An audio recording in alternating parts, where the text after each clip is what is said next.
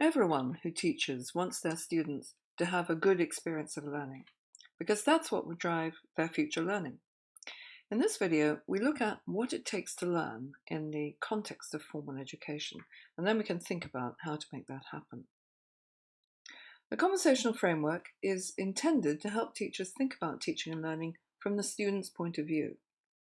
Basically, it's a distillation of the main educational literature on the key findings and principles about learning. This is the full framework. It's complex, but it has to be. The process of teaching and learning is a highly complex activity, and this diagram is about as simple as it could possibly be. It starts with the learner at the center. Learning is an activity that develops both concepts and practices. It's what we all do throughout life. We develop a concept which generates an action, and the feedback on that action then modifies the concept to generate a better action that then gets better feedback.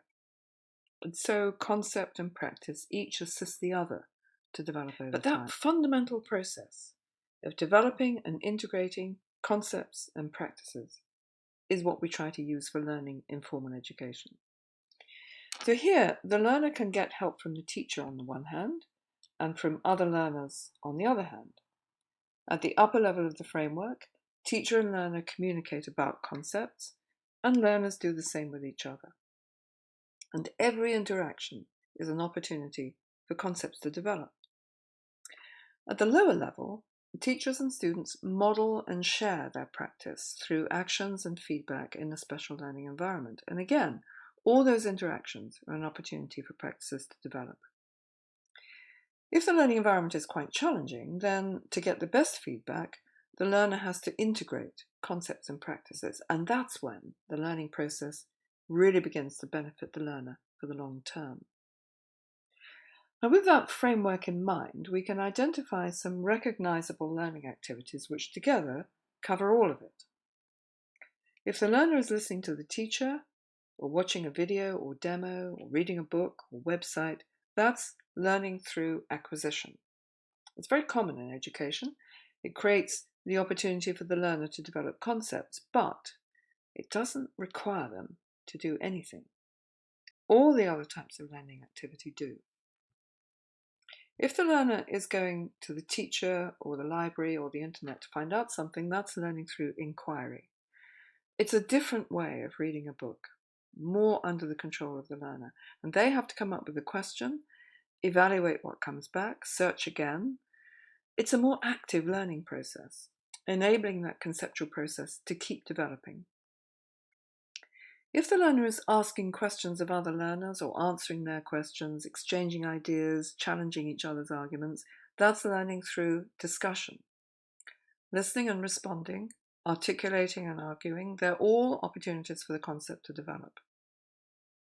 And if the teacher sets up a learning environment with a task goal, the learner then has to generate an action, interpret the feedback, and maybe think about the relevant concept and try again to get nearer the goal. This is learning through practice.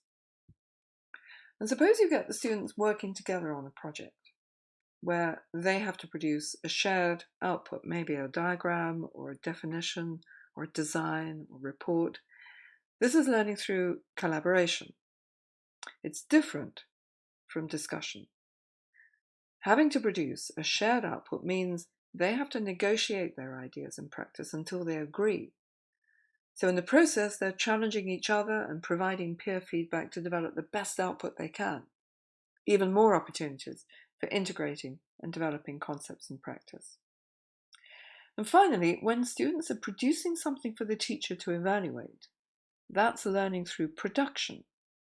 Again, it may be a plan, a website, a performance, a theory, an analysis, but having to produce a public presentation of what they've learned is as important as getting feedback from the teacher. Many opportunities for integrating and developing concepts and practice.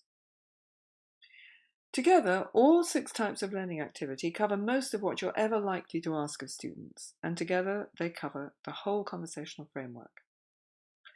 So to summarize, the best possible learning experience comes from using all those types of interaction.